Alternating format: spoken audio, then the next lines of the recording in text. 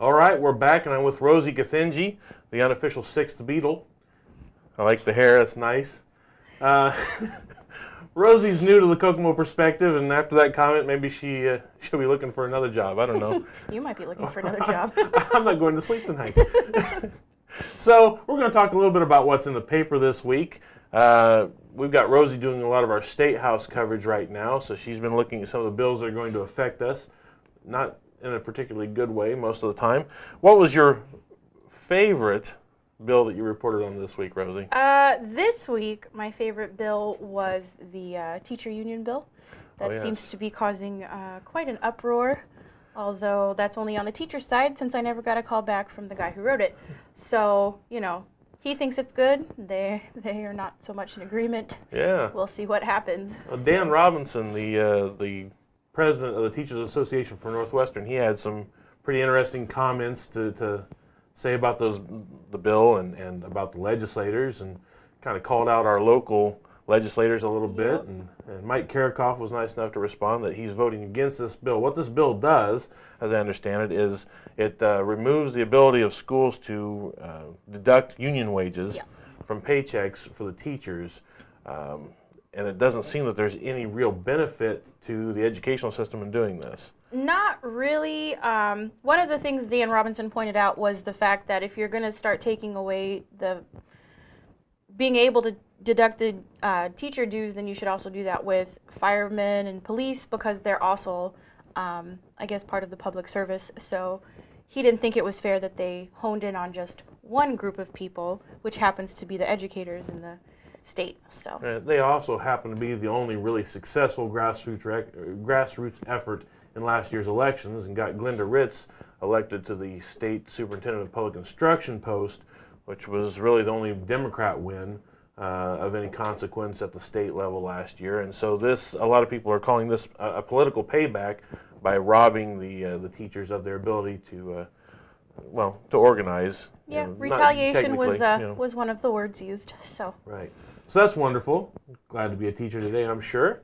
What else did we talk about? You had another bill. Is that right? Another House bill that you looked at?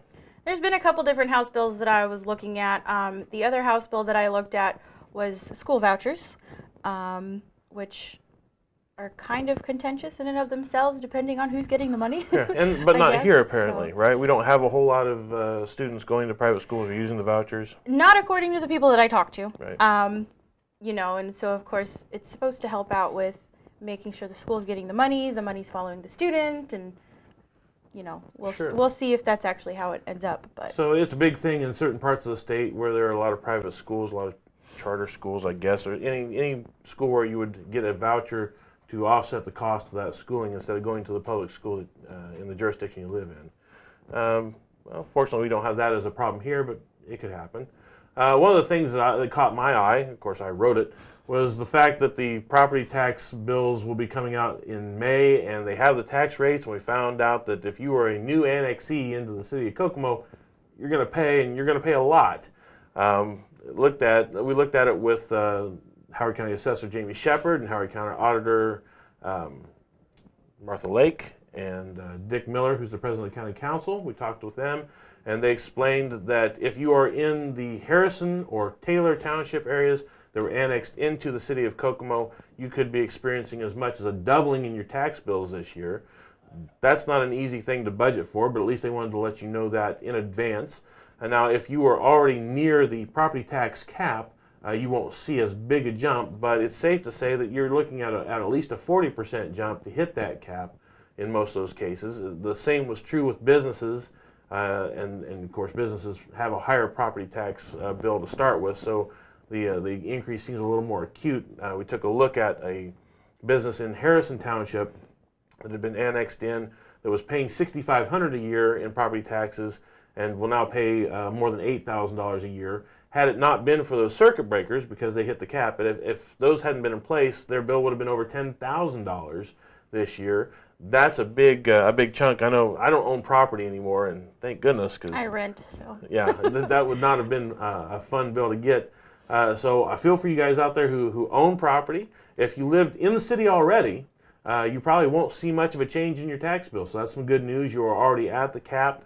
in a lot of places, or very near the cap in a lot of places. You will probably hit the cap as a homesteaded property owner this year. And then if you were outside of all of the cities, outside of Greentown, outside of Rucherville as well, just out in the unincorporated areas, you're probably looking at a pretty flat tax bill as well, a mild increase, maybe less than $100 at the most there. Part of the reason that this happened was because we have a local option income tax that was instituted a few years ago. And what that does is that is a dollar-for-dollar replacement on your property tax bill. So they take some of that burden and they spread it across all taxpayers to give you a bit of a break as long as you're a homesteaded property owner. So in those instances, you would see a slight reduction in your taxes from what they would normally be, which is allowing some of you taxpayers this year to stay close to flat. So good news there. That's only a one-time thing, that Lowit tax. It was a windfall. The state had made an accounting error. Imagine that. They've done that a few times in the last couple years, and they actually collected more than what they were supposed to collect.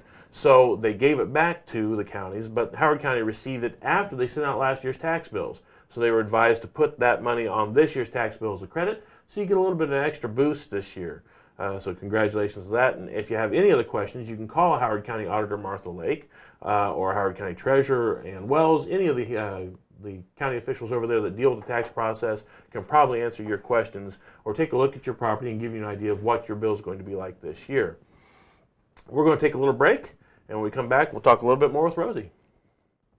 So we're back, and I've been told by Alex Arnett that I'm using my hands too much, so I'll start this segment this way.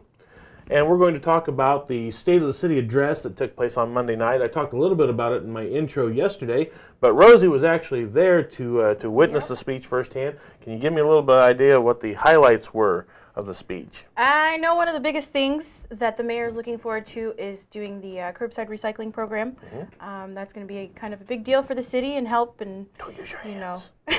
Oh, my bad. Should I sit on? Yeah, there we go. Anyway, so he's excited about that, and it's going to start slow and work its way through town. Hopefully, I think they were saying by the fall they're hoping everybody in the city is doing it. So that should be rather interesting, and we'll see. Do you recycle already? No, I don't recycle. You don't recycle? No, I've thought about it, but I'm really terrible at it. So you like the idea of recycling, but you don't actually do it. Wait, you're terrified of recycling? No, I'm just terrible at it. Oh, terrible, I mean, terrible. It's a good thought, and it's great, but I'm lazy. Yeah. So the effort required to separate out, say, my cans from my paper, I don't know why, but I just don't do it. So. I recycle hard. Oh, yeah? I'm not allowed not to recycle. There's punishment involved if I don't recycle. See, I don't have anybody telling me to do it, so I don't have to worry about the consequences. You have to rinse the things before you recycle. I didn't know that, now I know that. See, that's another reason. All the work put into it, like I said, I'm just lazy, so. It's better than the alternative. Again, I don't have to answer to anyone, so I'm lucky in that aspect, I guess. Okay, so we're going to have curbside recycling. That's exciing. And as I understand, it's not going to cost us another dime. It's going to be absolutely free. I don't know how they do it. That's the plan anyway. They're working on a trolley system, free for everyone. So that'll be great for, say, students who are trying to get back and forth to classes, and they'll have free Wi-Fi. Who doesn't love watching a good Harlem Shake video while they're on their way to class? There's no such thing as a good Harlem Shake video. But that'll be 3 years in a row that the trolley system will be free to riders, and that's a great service. I know that it's way above what they thought it would be as far as participation goes. So really good news to hear that we'll have yet another year of free rides there. Yeah, so, free transportation, especially with gas prices. I was going to get some last night, and it was $3.74, I believe, and this morning is when I got it at $3.89. So, yay, I was excited. Yeah. So maybe I'll start looking into the trolley system myself, actually. My hands are warm. I think you can hey, look! It's the least entertaining video on the net. Oh, but you know what? Some people seem to like it, and that's why it's lasted as long as it has. Alex. So, yay for YouTube. What else? That's just distracting.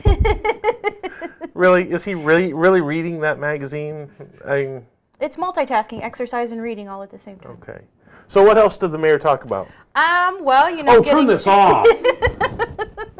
No, that's inappropriate. That's not PG rated. No. Yeah, they're also working on getting all the trails in the city connected, so you can walk from one side of town to the other, I guess, once they get all done. And that'll be nice if you enjoy walking in this lovely weather we're having. That didn't snow.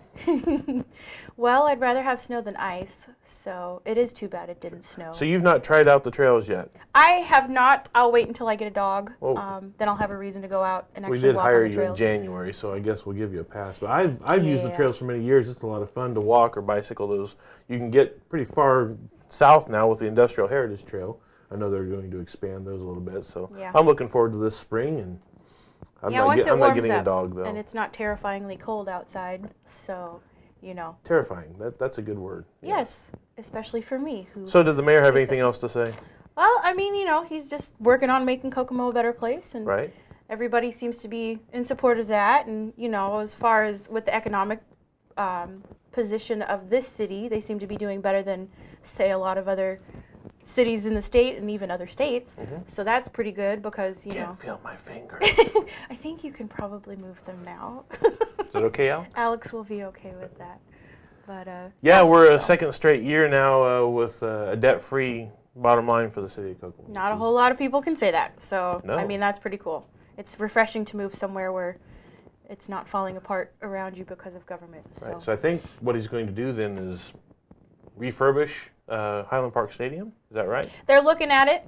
They haven't quite gotten to, where they're going to unveil what their plans are, but they've been checking it out, and, they're going to be meeting with a bunch of different people who can, actually give you some good input on what they think should be done and that sort of thing. I'm not really a sports person, so I kind of blanked that part out since I was like, sports stadium. That's my reporter. Not for me. I blanked out part of the speech. Not for me, it wasn't as exciting as some of the other parts of the speech, but, hey, a little bit of something for everyone, so that works too. All right. Well, I think we're going to take another commercial and relieve her of her duties here. And Thank goodness. we'll come back with Drew Larison, the social something.